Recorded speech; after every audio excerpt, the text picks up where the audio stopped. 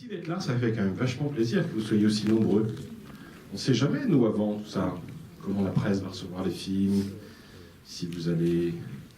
Quoi? Non, des fois on est déçus, pas souvent, mais c'est vrai. Donc là, on est très contents. Ziad Doueri va nous rejoindre pendant le film. Le film est sorti hier. Pour rappeler en 2 mots, il a un parcours assez fascinant et je pense qu'à un moment, on va l'interroger aussi sur ce parcours-là, puisque il a fait un film très très remarqué, son premier long métrage qui s'appelle West Beirut. Si vous lisez sa fiche Wikipédia, d'ailleurs, c'est un peu comme s'il avait fait que ça. Il est connu pour West Beirut. Bon, il se trouve qu'il a fait un peu d'autres choses par ailleurs, entre autres de collaborer avec un certain Quentin Tarantino sur 5 films. Oui, assistant caméra, et donc pour le coup, il a longtemps vécu, travaillé aux États-Unis. Ça se voit un peu maintenant dans le cinéma qu'il fait. C'est pas un film américain, mais il y a un vrai dialogue avec le cinéma américain, y compris avec celui de Tarantino, sur la place du langage. Et puis il a fait un film très remarqué qui s'appelle L'Attentat, quand même. Voilà, qui lui a valu du coup quelques petites difficultés récentes, puisque comme vous le savez peut-être, à l'issue du Festival de Venise où il montrait ce film-là, il a été arrêté et on lui a demandé des comptes sur cette décision qui a été la sienne de tourner en Israël avec des acteurs israéliens. Voilà, donc voilà, ce film-là a été très remarqué à Venise. Il a eu le prix de l'acteur principal pour l'acteur qui joue le vieux dans le film. Vous verrez tout à l'heure, j'en dis pas plus. Voilà, et puis c'est aussi le réalisateur des 2 premières saisons de Baron Noir, qui est un des grands cartons de Canal+. Voilà. Donc ça va plutôt bien pour lui, sauf qu'à chaque fois, les dés sont rejetés et on ne sait jamais si le film va marcher, pas marcher, tout ça. Là, je pense que les premiers signes sont plutôt franchement positifs et que donc, il sera d'autant meilleure humeur. Il paraît qu'il est très enjoué et bavard. Donc, attendez de vous un vrai débat prolongé, sachant que, en dehors des enjeux cinématographiques, la question du genre du film, tout ça, pour le coup, sur les enjeux politiques et historiques, le film doit pouvoir faire l'objet d'un commentaire à peu près intarissable. Bonne soirée. Ah, tu seras content, Claude, oui. Bonne soirée, à tout à l'heure avec Ziad Doueri. Merci.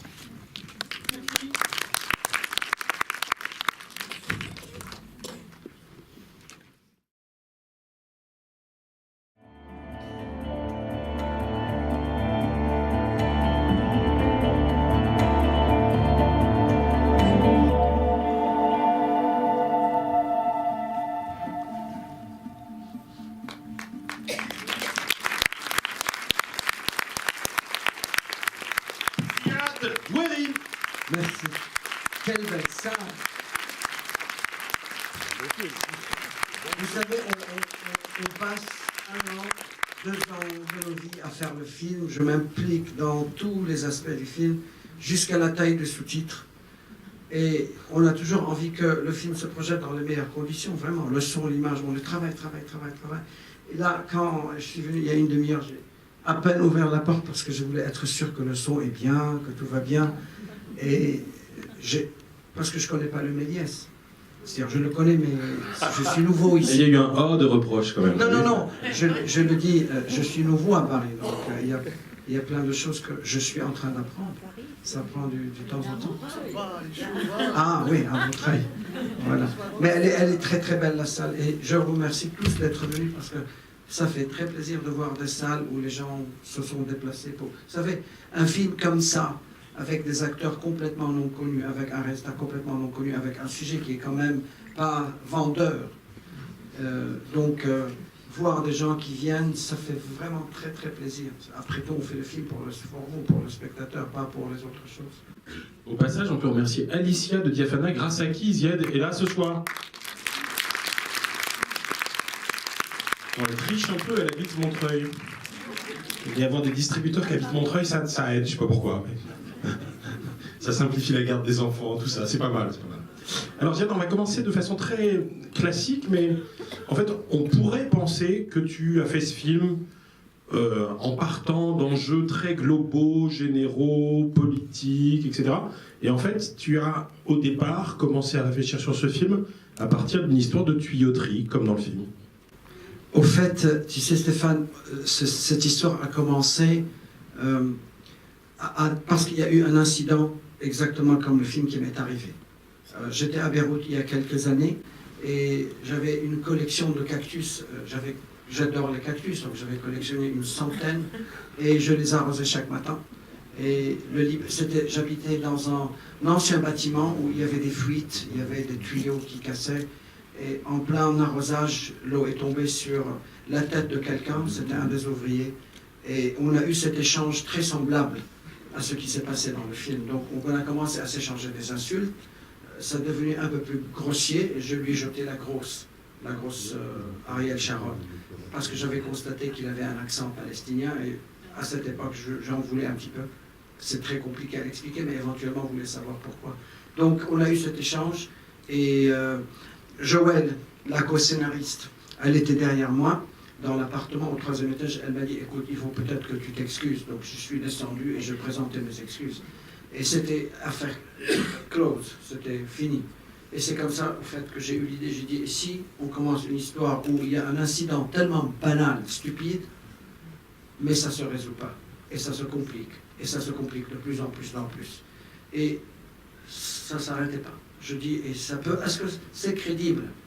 Dans un film, il faut poser la question, pas de la vérité, mais de la crédibilité. Est-ce que dramatiquement parlant, c'est crédible à Beyrouth, à un spectateur étranger ou libanais ou quoi que ce soit, qu'un incident aussi banal se dégénère jusqu'à que ça monte à une affaire d'État? J'ai commencé à poser des questions, faire des tests. Je me suis rappelé qu'en Amérique, cette même année, Obama avait invité un policier et un black qui sont venus à la Maison-Blanche parce qu'il y avait une querelle à l'université. Ça m'a donné un genre de confort. Vous vous souvenez de cette époque? Il y a eu une querelle universitaire très académique entre un policier et un professeur africain-américain. Et il y a eu des propos racistes. Et ça arrive certainement tout le temps. Et il les a convoqués à la Maison-Blanche et il a négocié. Ça m'a beaucoup marqué cette histoire, parce qu'on ne s'attend pas quand même que la Maison-Blanche s'implique dans un truc.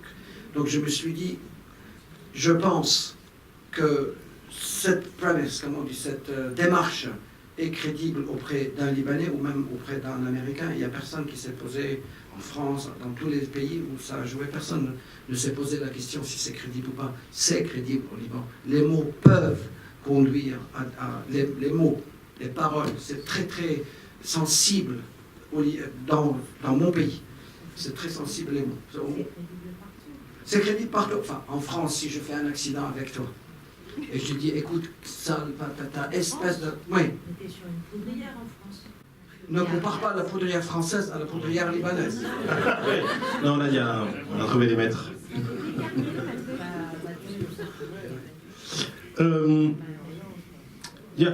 Le film est constamment surprenant, et il est constamment surprenant, notamment grâce à cette espèce de schéma que tu viens de décrire, qui prend de plus en plus d'ampleur. Alors qu'au début, quand même, on se dit, ça va être une petite histoire d'honneur, de vexation intime, ça va pas déboucher très loin, quoi. Et du coup, il y a dans le geste même d'écriture cette idée d'étendre de plus en plus, d'aller de plus en plus loin, mais dans un mouvement qui est très beau, qui est que les personnages, finalement, finissent par être pris en otage par la dimension... Voilà. Est-ce que tu peux nous raconter ça, comment ça se travaille, cette espèce d'amplitude de plus en plus grande, mais en fait d'isolement des personnages pour montrer que le problème, finalement, les excède très largement, les dépasse très largement? Regardez, je vais vous expliquer. Quand on a commencé à écrire le scénario avec Joëlle, je vous promets, on ne s'est pas posé une seule fois la question, pas du tout, qu'est-ce qu'on essaye de dire dans ce film? Jamais. On ne s'est pas dit quel est le message du film, quelle est l'ampleur du film, comment ça va affecter la société, comment les gens vont réagir. Pas du tout. On s'est posé d'une manière très basique, scénaristiquement. C'est qui ce personnage? Où est-ce qu'il commence? Où est-ce qu'il y a débouché? C'est quoi ses failles? C'est quoi ses obstacles? Le plus qu'on lui met des obstacles, le plus qu'on va l'aimer. On a commencé d'une manière très systématique à l'ancienne, faire un CV, un résumé de chaque personne. Le plus qu'on entrait dans ce débat avec Joëlle, et ça sortait très vite les scènes, le plus qu'on s'éloignait du message. Si on avait commencé à faire un film parce qu'on a un message, ça fait un film-message. Ça fait artificiel, je pense. On me pose souvent la question, est-ce que c'est un film engagé? Je n'aime pas du tout ce terme. Moi, j'aime pas. Je ne fais pas de cinéma politique Barre Noire, si, mais c'est différent. Hein, Barre Noire était une expérience fascinante parce qu'on m'a donné des textes, j'avais absolument rien compris, c'était tellement sophistiqué. Mais sur celui-là, on s'est tout simplement mis à l'écriture d'un texte parce qu'on commençait à s'attacher à ces personnages. C'était un travail très systématique. Il est contre qui? Quel est son passé? Qu'est-ce qu'il a subi dans son passé? Et là, il faut que tu saches une chose, Stéphane. En 1976, je viens d'une famille très de gauche, militants. Ils étaient engagés dans la guerre aux côtés de la cause palestinienne. Je ne vais pas entrer dans les détails, c'est très difficile même pour moi de les comprendre. En 1976, j'avais un cousin à moi qui s'appelle Moustapha qui faisait partie d'un groupe politique, d'un groupe armé militaire. Il avait quelques années, une dizaine d'années plus que moi. Et on parlait toujours de ce village qui était une épine au milieu de notre corps, le village de Damour. Parce que c'est très simple. C'est un tout petit village 20 km sud de Beyrouth. Et moi qui étais très adolescent à l'époque, on était fiers de la gauche. Et je ne parle pas de la gauche journaliste, attention, ou de la gauche idéologique. On parle de la gauche on parle de la guerre avec d'armes, 200 000 morts. Hein, ce n'était pas un débat qu'on peut avoir. Donc, ce village de Damour, moi quand j'étais petit, on entendait toujours des problèmes, que c'est un village qu'il faut d'en débarrasser. Je rentre du lycée français où j'étais élève à l'âge de 13 ans. Je rentre et je constate ma mère et mon père dans un état un petit peu particulier. On nous avait demandé de quitter l'école un peu plus tôt ce jour-là, quand il y a eu le massacre. J'arrive à la maison et mes parents étaient à la radio en train d'écouter parce que les newspapers n'étaient pas encore imprimés, hein, c'était au milieu de la journée. Et ma mère me dit en arabe « Sa'at d'amour », c'est-à-dire « d'amour est tombé ». Et quelque part, c'était une source de joie, parce qu'on s'est dit, on a gagné cette bataille. Okay? Sans entrer dans tout le contexte qui est très difficile, et pourquoi et comment, c'est pas important. L'important, c'est ma vue ce jour-là. Et moi, j'ai considéré que la chute de Damour était une victoire, parce qu'on a niqué les chrétiens, en fait. C'était ça, la chrétienne de droite. Et c'était une guerre quand même sanglante. Okay? Et quand Damour est tombé, je rentrais au lycée, on se vantait. Ah, on a fait tomber des trucs, on a fait tomber les phalangistes, on a fait tomber la milice droite qui s'allie avec Israël, tout ce discours à l'âge de 13 ans. Quand on a commencé à écrire ce scénario il y a 3 ans, il fallait réexaminer qu'est-ce qui s'est passé ce jour-là. Okay, donc j'ai commencé à parler à mes parents, pourquoi vous étiez contents, pourquoi tout ça. Je voulais juste me poser des questions. Et là, j'ai commencé à découvrir des trucs, parce que je venais de découvrir qu'au fait, ce qui est passé, ce n'était pas une victoire à célébrer, il y a eu des gens qui ont beaucoup souffert. Et on a commencé à essayer, j'ai dit, ah, Joël, et si on construisait que Tony était un rescapé de ça? C'est comme ça qu'on a commencé à faire les liens. Chaque matin, à Beyrouth, il y a 3 ans, il y a un magasin qui vend des bananes. C'est un vieux monsieur qui a peut-être 80 ans, qui vendait des bananes à un prix exorbitant, pas cher, très très bon prix. Et il vendait des petites bananes de Damour, on l'appelle Abou Norda, c'était des bananes avec des taches noires qui étaient cueillies, pas mis dans du soufre. C'était des bananes qu'on laissait mûrir, maturer, on dit, maturer, sur l'arbre. Donc la vie de la banane dure 2 jours. Ensuite ça fane, mais c'est un plaisir, c'est vraiment sucré, au soleil. Je passais chaque jour, on mangeait beaucoup de bananes, et c'était un mec qui habitait là, et par coïncidence, il avait une photo dans un magasin très ancien, qui vendait des bananes, et il y avait une photo de Damour. Et j'ai commencé à faire le lien, je dis, excusez-moi, je l'achète, il ne vend que des bananes, je le voyais quasiment tout le temps. Je dis, tu viens d'où? Il m'a dit, je viens de Damour, en pleine écriture. J'ai dit, je savais que j'étais en train de toucher un sujet très très sensible.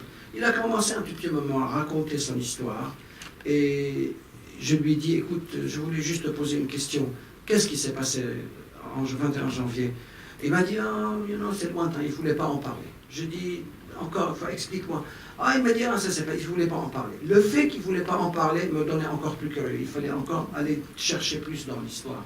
Et j'ai découvert, enfin c'était très simple, le plus qu'il ne voulait pas en parler, c'est qu'il restait cette petite blessure qui n'a jamais été ressortie. C'est comme si On t'a interdit il fallait... C'est comme un bouton, il faut le percer pour que le pu sorte. Et c'est comme ça que tout venait se construire étape par étape. Et là, on a dit, voilà, on a trouvé quel est l'incident de ce personnage qui s'appelle Tony, a commencé d'amour.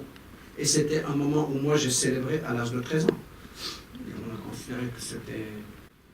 Le film est construit quand même sur deux trucs de culpabilité totale. Hein. C'est-à-dire de repenser qu'à 13 ans, on n'a pas compris les enjeux et qu'on s'est trompé de réaction. Et insulter quelqu'un en lui disant Sharon aurait dû vous exterminer tous. C'est étonnant de construire un scénario sur deux choses dans lesquelles tu n'as pas le rôle, a priori, enfin, vu d'aujourd'hui. Et j'ai l'impression que ça raconte quelque chose quand même de ton écriture qui est de sans cesse redonner de la complexité. Et pour nous, spectateurs français, pour le coup, le film parle des Palestiniens comme on n'en parle jamais, par exemple. Enfin, on découvre vraiment des pans entiers de cette histoire, du rapport à la ville de Beyrouth, mais bien au-delà de ça. Enfin, et on a l'impression que tu échappes à tout prix au schéma comme ça, préétabli, binaire, pour essayer de construire des choses plus fines, décalées, relues, plus pesées. Voilà, je dirais que... Regarde, Stéphane, tu sais, moi, j'ai émigré... Du Liban, j'ai quitté en 83 et je me suis installé à Los Angeles, j'ai fait mes études de cinéma et j'ai travaillé pendant 18 ans là-bas. Donc c'était l'école cinématographique. C'est là où j'ai appris le métier. Donc j'ai fait une cinquantaine de films et j'ai travaillé avec d'excellents réalisateurs, c'était une excellente école. Dont Quentin Tarantino. Dont Tarantino. Donc à un certain moment, la méthodologie d'écriture et de réalisation, c'est pas... Je ne fais pas un jugement, je fais un constat. C'était mon école, l'école américaine. Quand on a commencé à écrire le scénario, je voulais absolument écrire une histoire simple. C'est-à-dire, la trame de l'histoire, c'est ce que je fais dans tout ce que je fais. Je veux toujours que l'histoire soit simple. C'est-à-dire qu'on ne passe pas du temps, comme spectateur, à se dire, c'est quoi l'histoire? Qui parle de qui? Le plus qu'on garde la trame de l'histoire simple, le plus qu'on permet au personnage d'être plus complexe, en fait. J'aime la simplicité. J'aime que ce soit très accessible. J'ai écrit le film en anglais, en américain, et je l'ai traduit en arabe après.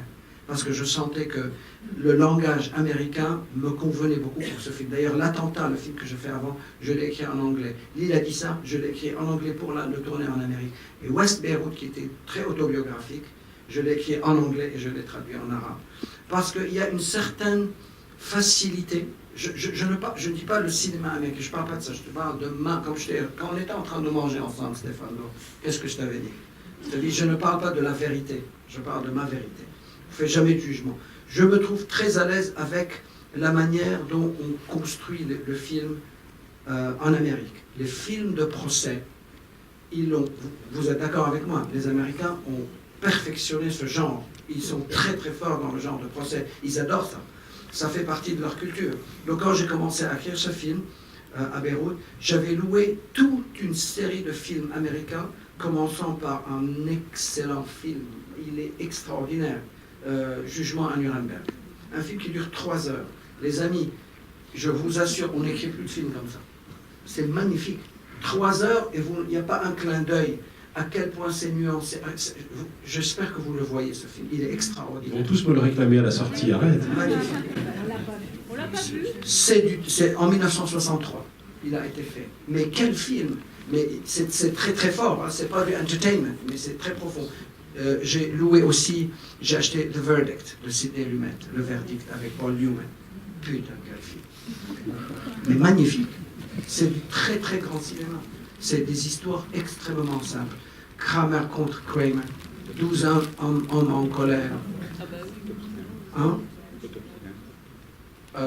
Il y a Anatomy of a Murder. Excellent film. C'est Philadelphia. Vous l'avez vu? Magnifique. C'est des films de tribunal, donc de films de procès. Ce qui est super dans le film de procès, que ça permet de prendre le protagoniste et l'antagoniste, de le foutre dans une salle à travers l'avocat et ils s'éclatent, ils se bataillent l'un contre l'autre, face to face. Donc, déjà, dès les premières notes que j'avais, en prenant à Beyrouth, je savais que ça allait être un tribunal.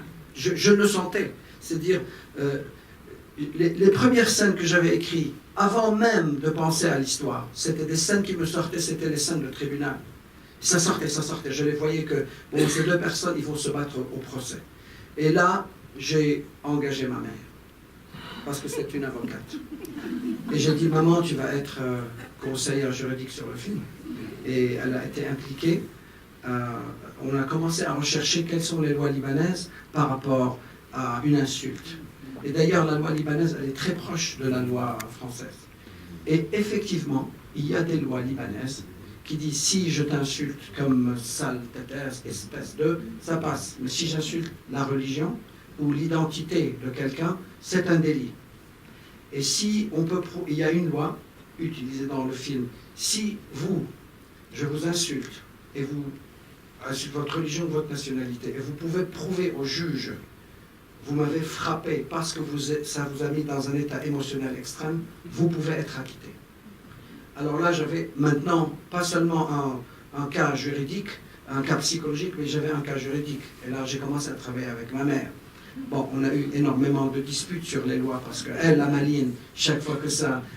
Ma mère, elle est d'une intelligence incroyable. C'est vraiment quelqu'un de très, très, très fort. Mais elle est manipulatrice incroyable. Donc, quand les lois qu'elle sortait des livres ne convenaient pas à la pensée gauche telle qu'elle est, elle essayait de les écarter. Chaque fois que je voulais défendre le chrétien de droite, elle disait, écoute, cette loi n'est vraiment pas à ton avantage. Donc on a eu beaucoup d'enregistrements, trop d'enregistrements où on se disputait, et c'est grâce à ces conversations et ces disputes qu'on a fini à écrire les quelques scènes de tribunal. La seule chose qui me passait à cette époque, je me posais tout le temps la question, est-ce que le spectateur aujourd'hui est-il intéressé de voir un film de procès? Parce que ça se faisait beaucoup dans les années 80-70 avec Sidney Lumet. Est-ce qu'aujourd'hui on peut faire un film de tribunal qui intéresse aux gens? Mais, écoutez, on se pose la question, parce qu'on ne veut pas passer beaucoup et dire « Ah, Ziad, écoute, mais il fallait être sincère à ma voix aussi. Je voyais le scénario aller dans ce tribunal, donc j'ai assumé. Et ça est devenu compulsif. On a 9 scènes de procès, j'avais écrit 13. À un certain moment, je n'arrêtais plus, ça sortait encore de plus en plus. Il fallait mettre enfin un reculer un tout petit peu, parce que c'est 40% du film dans les scènes de tribunal. Et la difficulté des scènes de procès, c'est que d'abord, ça peut limiter ta mise en scène, parce que du coup, c'est un huis clos. Et ensuite, que ça peut être compliqué de démultiplier les rebondissements à l'intérieur de ce huis clos. Or, la force du film, c'est que quand même, tous les quarts d'heure, peut-être 20 minutes, il y a quelque chose d'inouï qui arrive et qui réoriente le film. C'est les tournants, en fait. Regardez, dans un film, si on ne fait pas d'évolution du personnage, on va s'ennuyer. On a utilisé les scènes de procès pour révéler quelque chose sur ces personnages. C'est ça. Il y avait des sections, on se dit, voilà, ce tribunal de là, il va parler de Yasser et de son passé. Ensuite, de là jusque-là, parler de Tony et son passé. Et ça, c'est-à-dire, on avait des sections, c'était vraiment, Stéphane, c'était écrit vraiment à l'ancienne. Acte 1, acte 2, acte 3, c'est ce que j'ai appris au lycée français, à Beyrouth. C'était l'un des premiers. Introduction, développement, conclusion. Hypothèse, comment ça s'appelle? Thèse, hypothèse, synthèse. C'était des trucs qui sont... Comment? Antithèse. Voilà, antithèse, excusez-moi. Voilà. Donc, on l'a écrit d'une manière extrêmement structurée. C'est qu'il fallait trouver le plot point. Chaque 15 minutes, il y a un tournant dans l'histoire. Mais on a tourné les scènes du tribunal différentes. On ne l'a jamais tourné de la même manière. Il fallait, par exemple, la première scène du tribunal, quand il est dans la cage, dans la prison, je l'ai tournée exprès statique. Et je l'ai tournée de point de vue de juge, de point de vue de Yasser à l'intérieur de la cage et de Tony. On ne voulait pas bouger la caméra, c'était exprès. Et après, on s'est dit, ok, la prochaine scène, on va faire en steadicam, ensuite en chariot, ensuite ça va être de point de vue des acteurs vers les juges, ensuite on a essayé de varier constamment. Au fait, la technique du tournage sur l'insulte, c'est quelque chose que j'avais commencé à expérimenter sur Baron Noir, sur la première saison. Parce que quand Baron Noir est arrivé, et on m'a donné les 2 premiers épisodes, Stéphane, j'avais rien compris. C'était pour moi très très difficile à comprendre la politique, parce que c'était écrit par 2 personnes, Jean-Baptiste Delafont et Eric Benzakri, qui connaissent Eric Benzakri. Il a fait 20 ans de sa vie en politique, il a été avec Mélenchon, il a écrit les discours de Ségolène Royal, il connaît le Parti Socialiste tellement de l'intérieur, c'est un insider. Donc quand ils m'ont donné ça, ils m'ont dit, on a vu ton film d'attentat, on est intéressé à voir si tu es intéressé à faire ça. Bon, j'étais sur le point d'aller, en 2015, j'étais sur le point d'aller tourner l'insulte. J'ai dit, écoutez, moi je dois partir à Beyrouth, je prépare mon film. Il m'a dit, juste jette un coup d'œil. Par politesse, j'ai lu et j'ai trouvé que c'est, malgré que j'ai rien compris à la politique française, mais rien, parce que j'habite pas ici. Tous ces noms de incroyables, circonscription, la 13e, les poètes, centrale d'achat. J'ai dit, c'est quoi ça? Expliquez-moi, c'est quoi la centrale d'achat? Voilà, donc mais j'ai trouvé qu'il y avait une dimension dans Baron Noir politique qui est magnifique, c'est la dimension humaine. La politique, c'était dans le background pour moi. Ce qui m'intéressait, c'était la manipulation de ces personnages. Et voilà. Donc, il fallait visualiser Baron Noir, parce que c'est trop bavard. Il fallait trouver des solutions pour rendre Baron Noir visuel. Et là, on a sorti l'idée un jour, quand j'étais sur le centre Pompidou, il y avait une exposition de merde, et je suis sorti prendre une cigarette au dernier étage. Et en regardant, je suis nouveau à Paris, en regardant, j'ai vu en fin de Paris des bâtiments très modernes. Je ne m'attendais pas, je n'ai jamais vu cette côté. Et j'ai pris des photos, je suis allé sur Google Maps le même soir, j'ai essayé d'orienter, je trouve que c'est un endroit qui s'appelle La Défense. Et je me suis dit, La Défense, c'est ultra moderne. J'ai pris le métro, je suis allé pour la première fois de ma vie, La Défense. Et j'ai commencé à me balader dans les rues et je trouve que c'était magnifique. Et je suis revenu chez Canal+, j'ai dit, je veux tourner Baron Noir à La Défense. Quoi? Pourquoi La Défense? J'ai dit, écoute, je trouve que c'est magnifique. On n'a jamais vu pareil comme ça. On a eu 5 semaines de discussion avec Canal+, parce qu'ils n'étaient pas convaincus qu'on retournait dans La Défense. Je leur dis, finalement, vous voulez Paris Ratatouille, choisissez quelqu'un d'autre. Je ne vais pas le faire. Finalement, ils ont accepté. Je voulais même tourner l'Élysée à La Défense. Ils ont dit, là, ça, c'est pas possible. Donc, parce que c'était très dialogué, Baron Noir, mais extrêmement dialogué, on a bougé beaucoup la caméra. Si vous avez constaté, la caméra bouge beaucoup. Allez, qui pose la première question? Bonsoir. Bonsoir. Bien fort. Oui. Alors déjà, j'ai trouvé le film vraiment extraordinaire. Merci. Et je voulais savoir pourquoi les deux avocats, pourquoi vous avez fait le choix de faire que les deux avocats sont un père et une fille. Parce que la femme avec qui j'ai écrit le film, Joël, elle avait le même conflit avec son père. Il vient d'une famille qui a certaines sympathies pour le parti de droite, et ils ont grandi dans la partie droite de la guerre, et elle a eu ce discours à un certain moment de sa vie. Donc, au départ, on voulait dire, c'était pas père et fille, c'est venu après. Au départ, c'était 2 avocats, 2 hommes. Ensuite, on s'est dit, you know what, il faut un petit peu renforcer l'idée des femmes, les femmes libanaises. Elles sont belles, intelligentes, why not? Donc on a trouvé, oui, peut-être c'était une femme qui travaille dans le bureau de l'avocat qui a décidé de prendre ce cas à part. Donc elle signe sa démission, et elle dit, je vais me battre contre cet homme. Et là, petit à petit, l'idée commençait à venir que si c'était sa fille. Elle m'a dit, Joël, laisse-moi écrire ces scènes. Je connais ce discours. Elle a eu ces disputes avec son père, qui est un docteur, c'est un médecin. Un très grand médecin au Liban, magnifique. Mais bon, elles avaient toujours ce discours. Donc, elle était très familière avec ce genre. Moi, vous savez, on s'est partagé le scénario. Il y avait des scènes qu'elle voulait absolument écrire, j'avais des scènes que moi, je voulais absolument écrire. Donc, à un certain moment, on s'est dit, et si c'était fille contre père? Et vous savez pourquoi ça marche? Parce que ce qu'on essaye de dire dans ce film, c'est une lutte de génération. Il y a la génération qui a vécu la guerre, il y a leurs enfants. Et les enfants, ils ont hérité le discours de guerre de leurs parents, ils ont entendu, ils sympathisent. But we don't have the same problem. Voilà. Il y a des enfants qui héritent ce qu'ils ont entendu de leurs parents, ils deviennent beaucoup plus extrémistes. Ok? Beaucoup. Et il y a des gens qui sont... Et elle le dit à son père, elle lui dit, papa, je suis désolé, je n'ai pas vécu ta guerre. Je sais que je ne suis pas comme toi, je vais prendre le cas. C'est pour montrer la dissidence. Comme vous avez constaté, Tony, il a une femme beaucoup plus jeune que lui. Il y a Yasser, il y a une femme plus jeune. Et il y a l'avocate qui est la fille. On voulait aussi jouer sur ce côté générationnel. Voilà. Et on voulait donner beaucoup de poids aussi à la femme arabe, parce que je pense que il est temps. on est d'accord. Il est temps que la femme dans le monde arabe arrive au pouvoir. Je pense qu'on aura plus de chances de rédemption. C'est pour ça que vous les avez rendues très pacifiques, ces femmes. Elles sont très pacifiques. Elles sont le contrepoint de leur... Mais c'est comme ça dans la vie. Regardez, est-ce que c'est comme ça dans la vie en vérité si les femmes sont plus raisonnables? Disons, dramatiquement parlant, pour le scénario, ça nous a servi. C'est-à-dire, je trouvais que... Enfin, on y croit, oui, je pense. Moi. Écoutez, je veux dire une chose. Je suis très influencé par ma mère. Très. Elle a laissé un impact énorme dans ma vie, à tous les niveaux. Mais ma mère n'est pas modérée, par contre. Elle est radicale. Elle est très radicale. Elle a même des idées, parfois, même plus radicales que moi. Et moi, je ne me considère pas une personne modérée.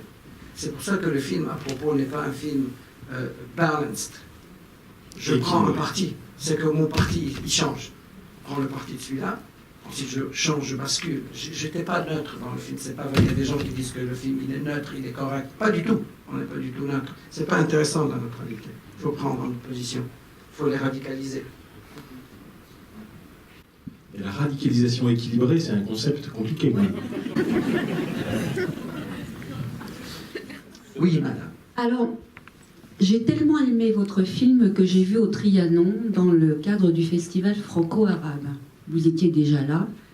Il me semble que vous aviez expliqué que vous aviez plutôt écrit des dialogues pour le chrétien et que Joël avait plutôt écrit des dialogues, que vous aviez échangé vos origines sur les...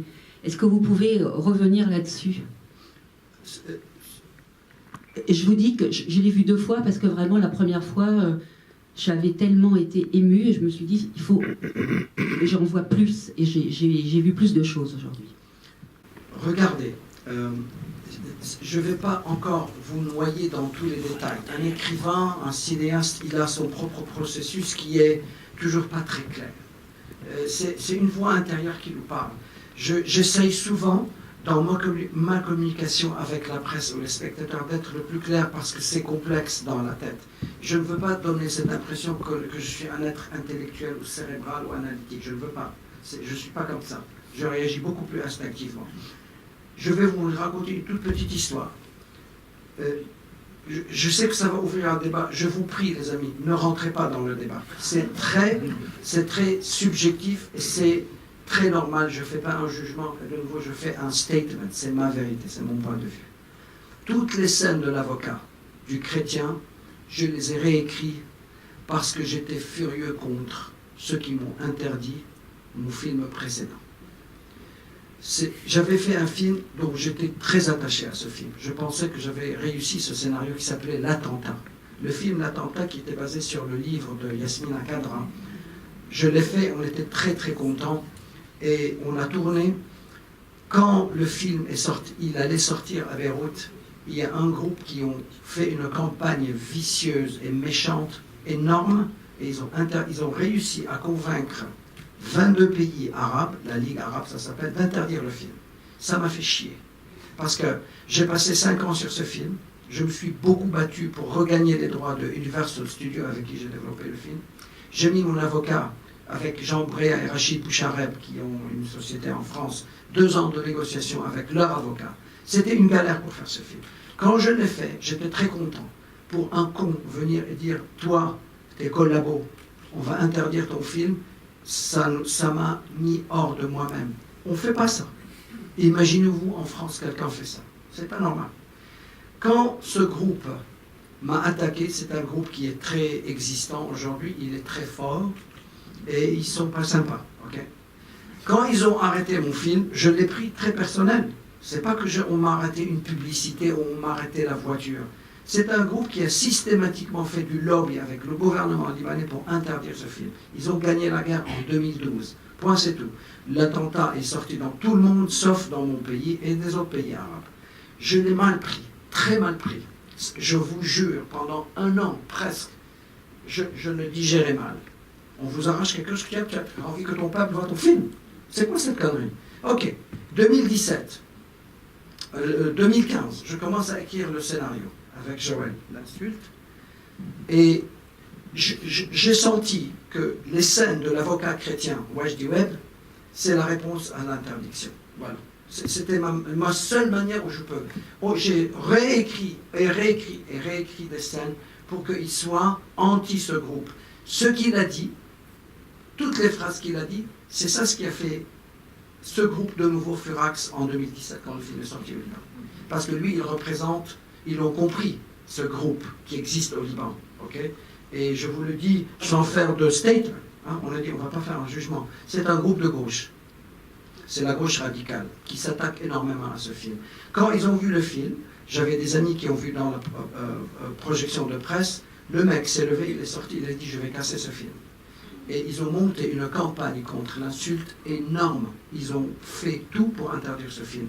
La seule différence cette fois, c'est qu'on a un Premier ministre que j'aime bien, M. Saad Hariri. Il a tranché. Il a dit non, on ne va pas arrêter ce film. Il l'a sorti. Ils ont essayé de nouveau quand on l'a nominé aux Oscars. Vous savez, la nomination aux Oscars ne se fait pas au niveau personnel. Ce n'est pas le producteur ou le réalisateur qui le lance, c'est l'État dans la catégorie film étranger. C'est l'État qui choisit un film à travers le ministre de la Culture. Il voit tous les films du Liban, il dit ce film va représenter le Liban. Ils ont choisi le film, l'insulte.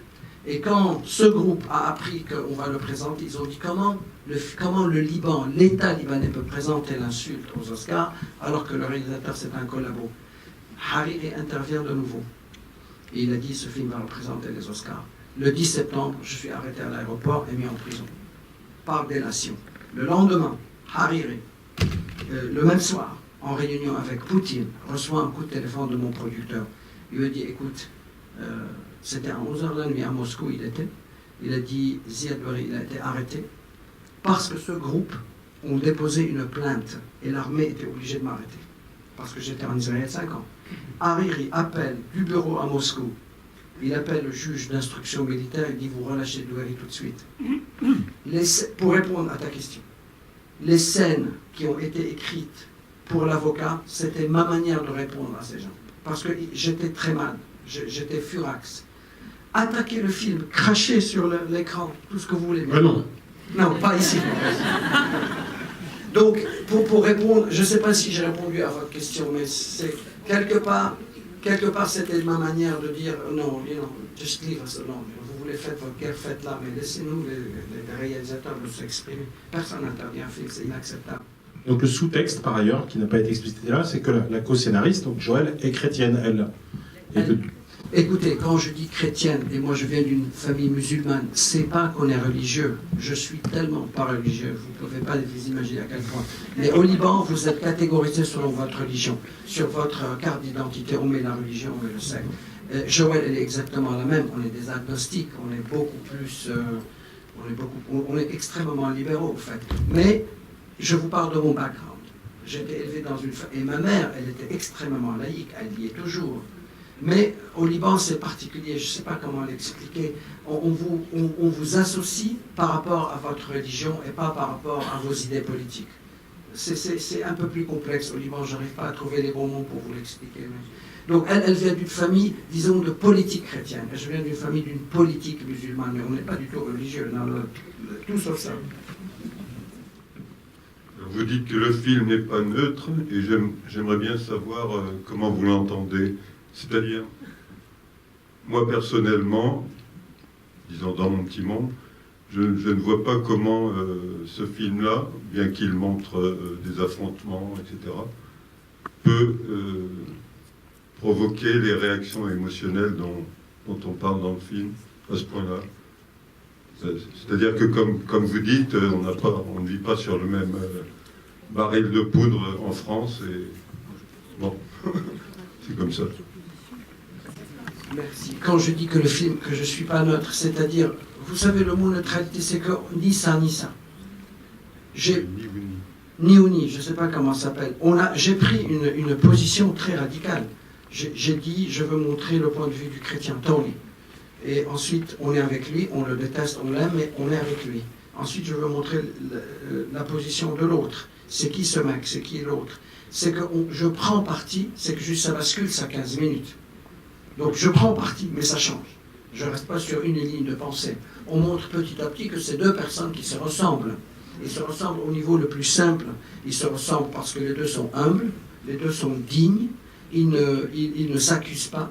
Mais vous êtes en train de dire que le film a été interdit, ou quasiment. Au Liban, Oui. il n'a pas été interdit. Il est le numéro 1 au box-office parce que il a été attaqué. Grâce au président.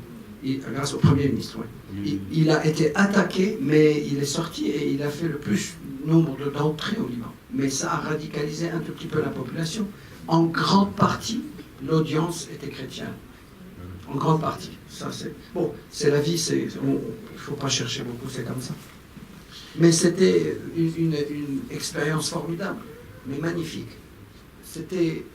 Je ne pense pas que je pourrais écrire aussi vite que ça. On l'a écrit vraiment très vite parce qu'on connaissait tout le background. Joël, connaît son background. Je peux dire que c'est presque autobiographique, ce film. Parce que tous les thèmes discutés, c'était des trucs qu'on a vécu. Ce n'était pas des trucs qu'on a lus ou lus dans un livre. On l'a vécu. On a été arrêtés, battus par des trucs. Le film, au fait, ça parle de quoi? Quand je dois faire l'analyse, c'est à la recherche de la justice. Tony pense, c'est quelqu'un qui sent que on n'a pas marché sur ce droit, il veut revendiquer la justice et quelque part revendiquer la dignité. On a essayé de montrer ces deux personnes comme dignes. Et j'ai trouvé de très très bons acteurs, d'ailleurs. On a bien cherché. D'ailleurs, juste pour vous dire que les acteurs libanais, tous les acteurs, je ne les connaissais pas, parce que j'étais très absent du Liban pendant très longtemps. J'ai fait un casting énorme, plus d'avoir eu 5 mois, et j'ai trouvé ces acteurs, sauf Yasser, qui il n'a jamais fait de cinéma. C'est son premier film. Et je l'ai casté sur Skype, parce que je ne pouvais pas partir à Jérusalem pour ne pas encore avoir des problèmes de nouveau, parce que c'est illégal pour moi d'aller à Jérusalem. Donc j'ai choisi finalement de faire un Skype. Je lui ai envoyé les scènes et on lisait des sessions et des sessions. Une dizaine de fois, on lisait les scènes ensemble. Donc il répétait avec moi, on faisait des tests et ensuite on s'est dit, oh, prenons la chance, on va le faire venir à Beyrouth. Il est venu et c'est son premier film, il n'a jamais fait de film, c'est son premier. Et ce qui était super beau, et une très belle récompense, il a eu prix à Venise meilleur acteur. Ouais, c'était une très belle récompense. Un mec qui est simple, qui est modeste, c'était magnifique. Cette année, il a eu un autre. C'est un acteur de théâtre, il n'a jamais fait de cinéma. Il n'a jamais été sur un plateau. Et les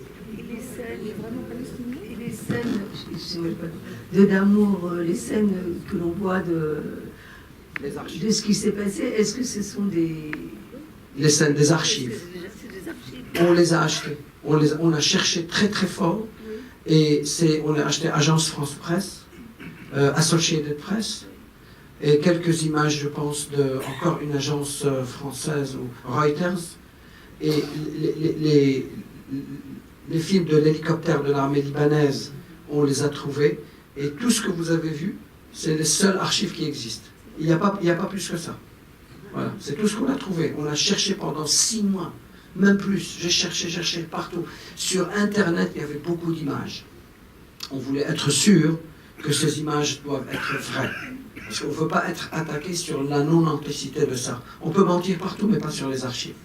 Et même, j'ai engagé 2 consultants qui examinent au palier fin l'authenticité de ces images. Et chaque fois qu'on avait 1% doute, il me disait, écoute, cette photo ne l'utilise pas, il y a un petit doute sur ça. Donc on a utilisé les vrais. Les archives que vous avez, c'était les seules. Et ce qui était très intéressant et très touchant, quand le film est sorti le 14 septembre, 1 mois plus tard, j'ai décidé avec les distributeurs de faire une projection spéciale en 2 salles pour les habitants de Namur. Donc on a ouvert 2 salles de 1000 places, on a envoyé des camions et des bus, et ils ont emmené les habitants de Namur pour voir quelque part leur histoire. Parce que c'est un truc qui n'a jamais été discuté. Personne n'en parle. Personne. Donc ils sont rentrés, on a fait cette projection, et je vous dis, c'était un silence un peu pesant. C'est-à-dire, même les scènes où il y avait un peu d'humour, on ne l'entendait pas. C'était très... Et quand le film est terminé, il y a eu un applaudissement, mais c'était un petit peu pesant, au fait. Parce que quand la scène avec les archives dont vous parlez, on voit la petite fille à l'hélicoptère, il y avait une dame qui était dans la salle qui a dit « Ah, ça c'est Henriette ». Ils ont commencé à reconnaître des gens. Et à la fin, je me suis mis sur la porte avec l'acteur Adel Tony, qui joue Tony, et on a commencé à dire merci aux spectateurs qui sont venus. Et il y a un homme qui est monté vers moi, et il a foncé vers moi, et d'une manière très sauvage, il m'a dit « Anta-ars, sale con ». J'ai dit « Bon, c'est pas grave ». Et il a encore 2 fois engueulé. Il a commencé à crier « Tu es un sale con ». Hein, qu'est-ce que tu veux répondre? Il est de Damour, il a son passé.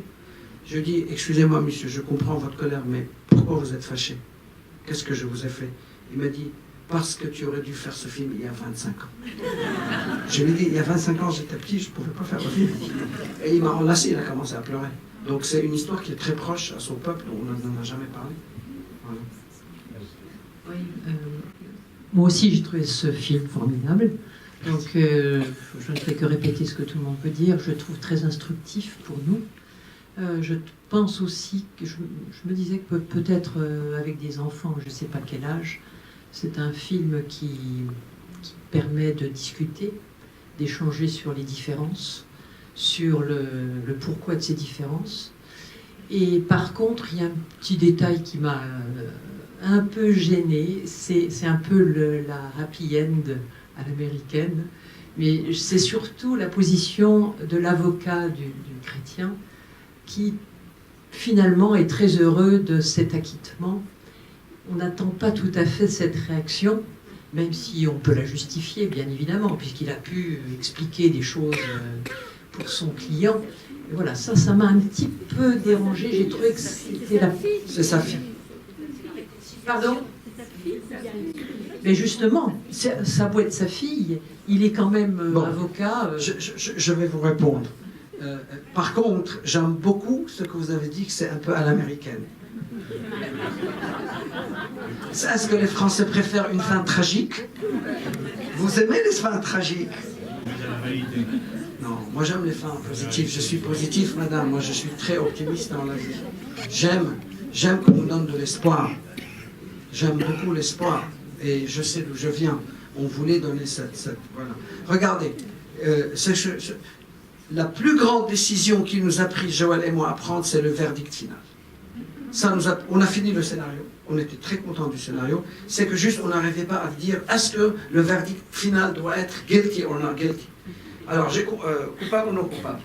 Dans la loi libanaise, ma mère m'a dit, le juge a toute la liberté de prendre son verdict tel qu'il veut. Il peut dire, l'accuseur peut être jugé coupable, il peut être acquitté, le juge peut aller dans n'importe quelle direction. On a réfléchi pendant très longtemps, vraiment. Et en plus, la décision, elle n'aurait pas du tout affecté l'histoire, puisque c'est la dernière phrase du film. C'est-à-dire, s'il a été coupable ou non coupable, ou coupable avec sursis, whatever, ça n'aurait rien changé à l'histoire. C'était juste une décision qu'il fallait qu'on prenne à un certain moment.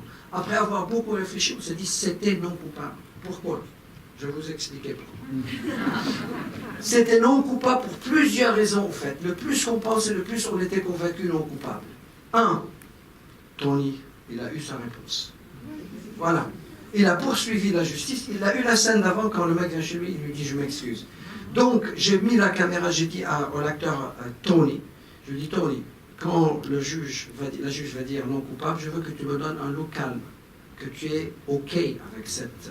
parce que tu l'as tellement haï, tu l'as tellement voulu, tu as reçu, tu as refermé cette douleur.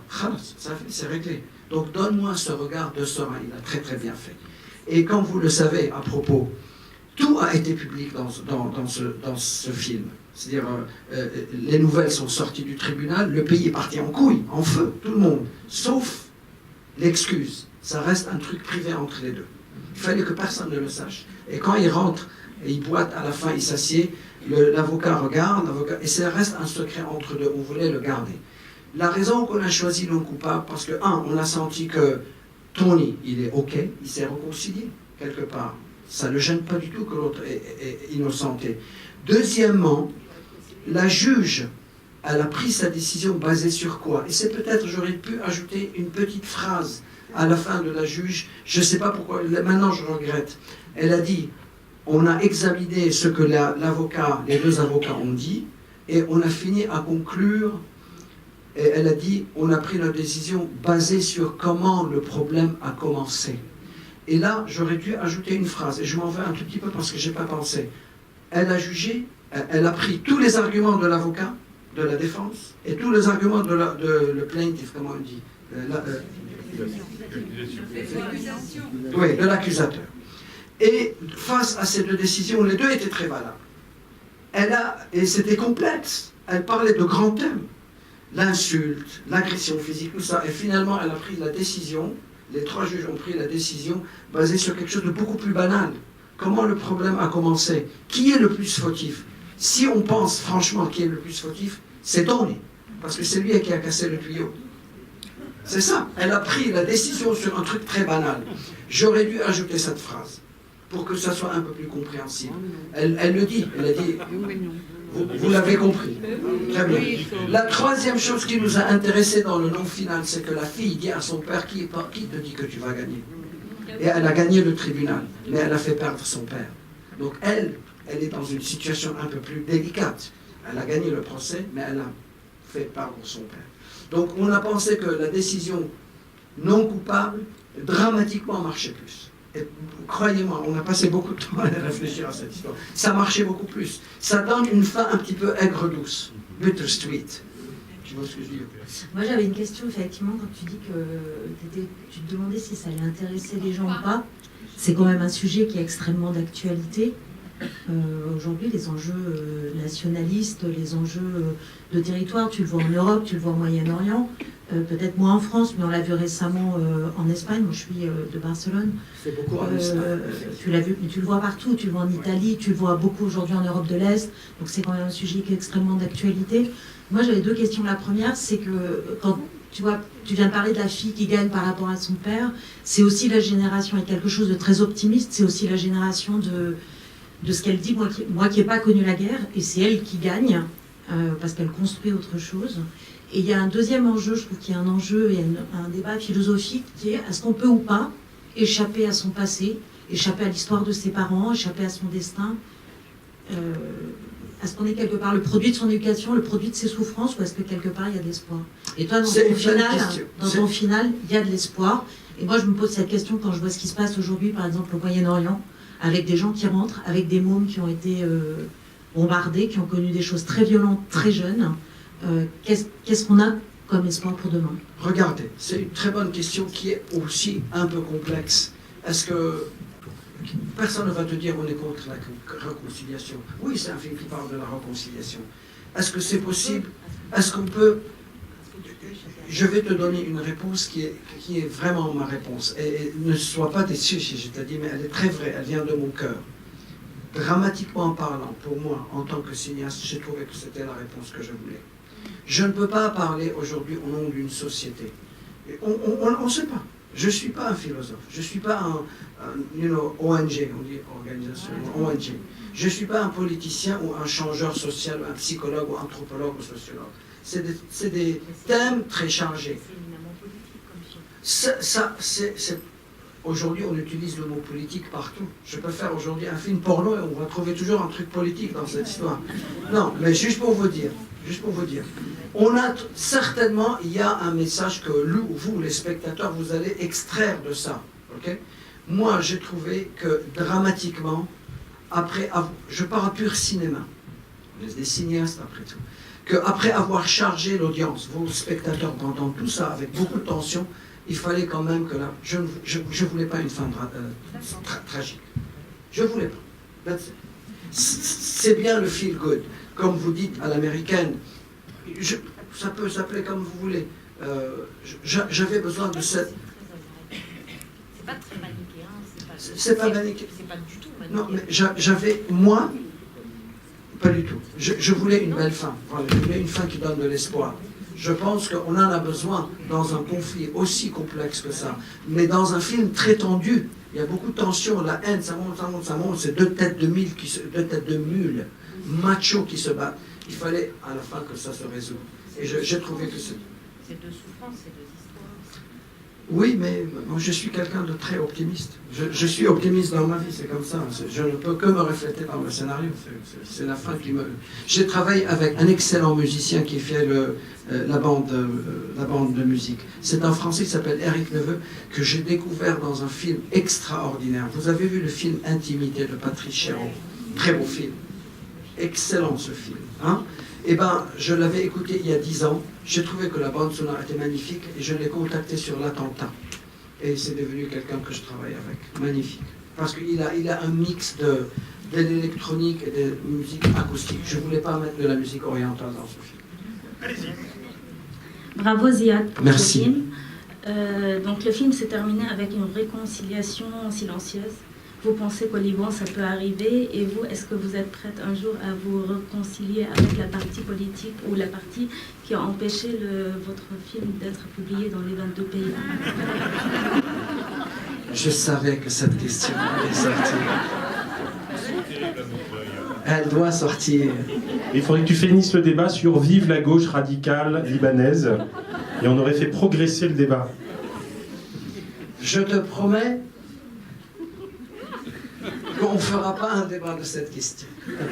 Parce qu'il y a 1 heure, il y a 2 heures, on était à, comment ça s'appelle? Au Parnassien, et c'était un très beau débat. Ok? Et finalement, cette question, elle est sortie. Et j'ai terminé la conversation en 1 minute. Il fallait sortir cette débat. Est-ce que tu veux que je te réponde pour te plaire?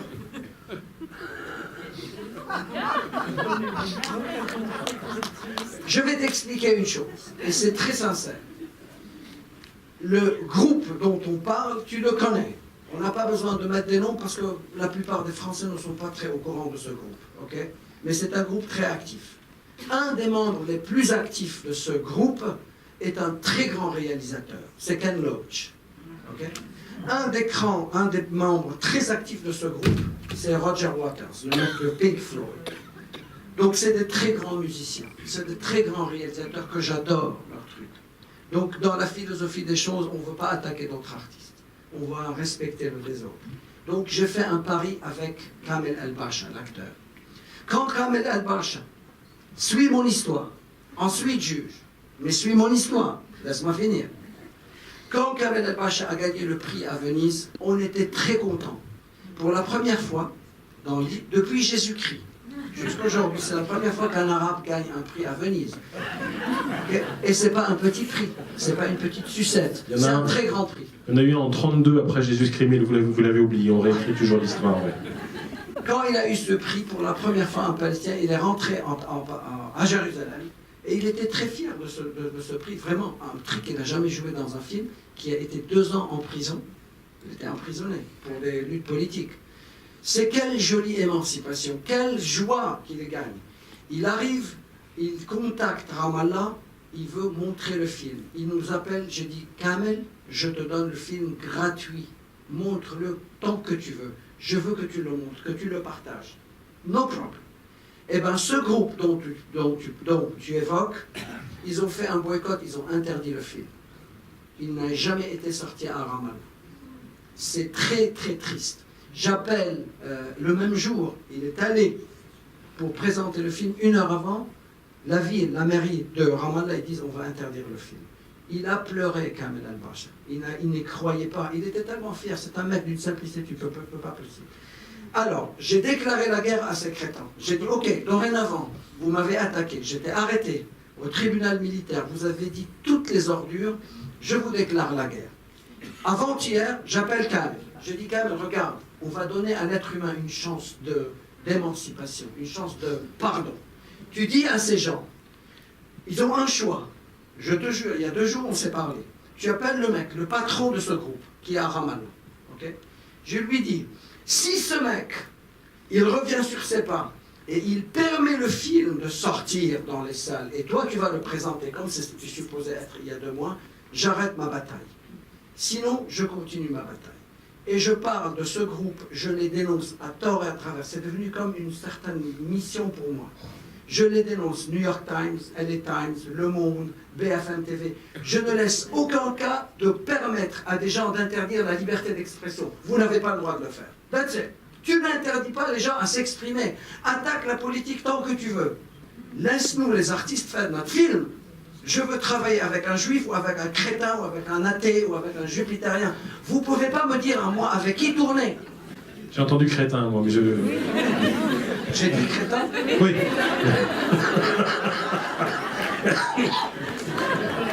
Là que le film s'effondre. C'est mort pour l'Oscar. Bah, il me répond. Hier, ils me disent ils ne permettront pas le film. Voilà. Donc, je sais pourquoi j'ai ouvert tu m'as dit, est-ce que tu es prêt à te réconcilier? C'est à eux de se réconcilier, c'est pas à moi. Voilà. Le groupe, je vous explique, je ne veux pas entrer dans ce débat, parce que ça va créer une... Tu l'as un peu... Hein? Alors, en 2 mots, vas-y. Ok, le groupe, ça s'appelle le BDS. Ok, le BDS, c'est-à-dire boycott, divestissement et sanctions. Est-ce que vous avez entendu parler? Voilà. Voilà, c'est un groupe qui demande aux artistes du monde de ne pas aller en Israël. Ils veulent faire un petit peu ce qui s'est passé quand le monde occidental a fait des sanctions contre l'apartheid en Afrique du Sud. Ils ont le même but. Parce que ce qu'ils disent, et je ne doute pas, ils disent que nous, on veut forcer Israël à obéir aux lois internationales, d'arrêter l'occupation, tout ça. On est tous avec ça. Il n'y a personne qui veut l'occupation. Imagine qu'on veut l'occupation. Hein? Il y a beaucoup d'Israéliens qui ne veulent pas l'occupation, je vous l'assure. Il y a des gens qui veulent, il y a des gens qui ne veulent pas. C'est pas ça, je ne veux pas entrer dans le débat. Vas-y, n'entre pas, vas-y, oui. Donc, ce groupe BDS, parce que vous m'avez posé la question, mais pourquoi il t'attaque à toi? C'est très simple.